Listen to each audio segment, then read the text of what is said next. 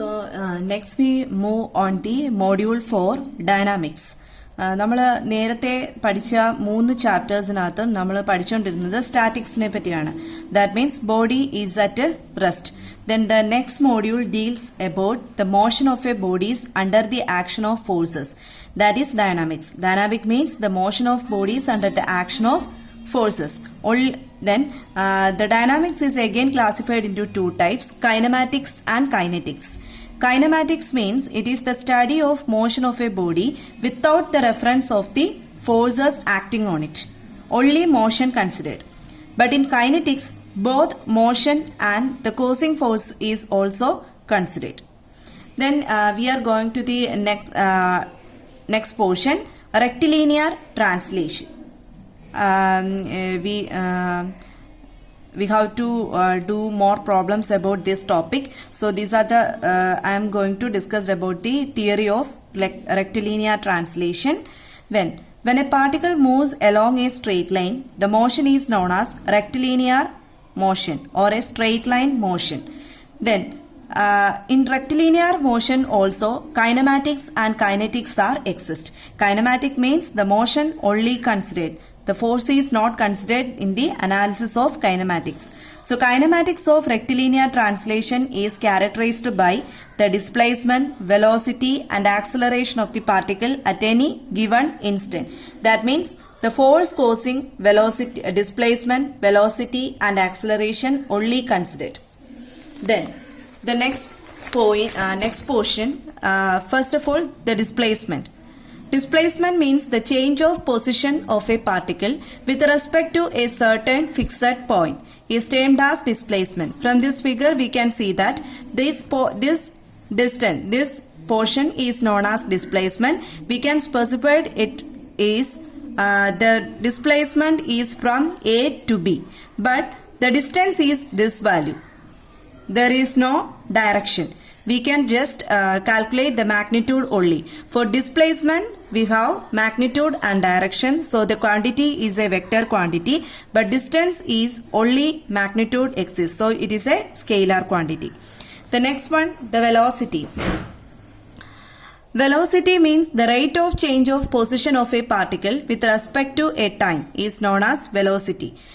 So the general equation we already studied in the physics in +2, that is v equal to dx by dt, where x is the displacement and t is the time interval.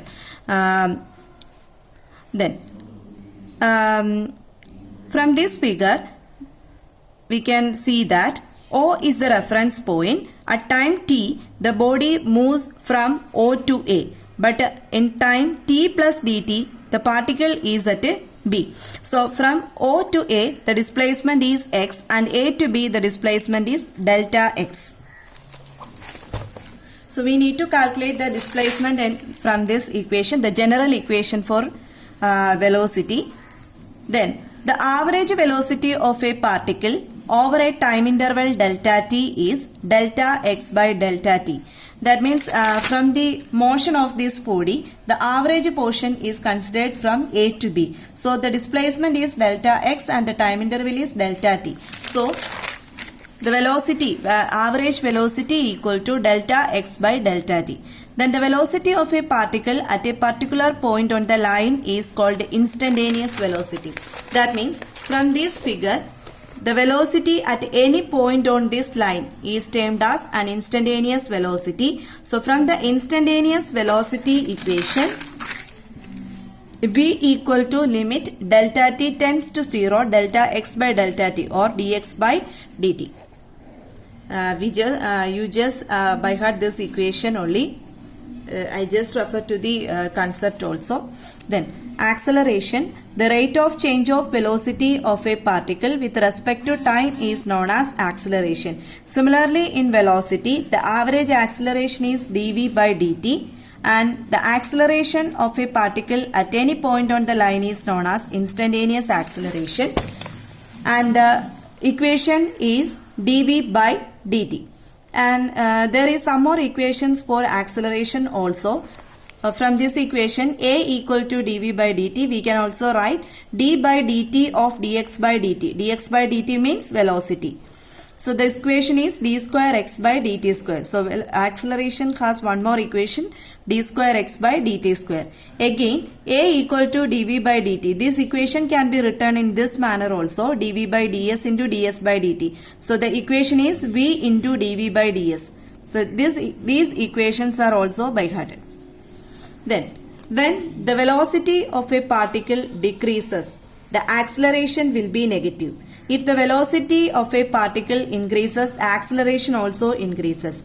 So the negative acceleration is also termed as retardation. Then next, the equations of kinematics. These are the general equation for kinematics. You all have studied these equations in your +2 chapters. V equal to u plus at, v square equal to u square plus 2as, s equal to ut plus half at square, where u and v are the initial and final velocities. So the next thing, for a freely falling body, this acceleration is termed as acceleration due to gravity. So the above equation can be written in like this. When the next condition, when the particle moves upwards, if the particle thrown upwards, the acceleration is minus g or minus acceleration or retardation. So velocity, these equations are right in this format. For the above equations, using the above equations, we have to solve some more problems related to this topic. The next portion is included the portion problems.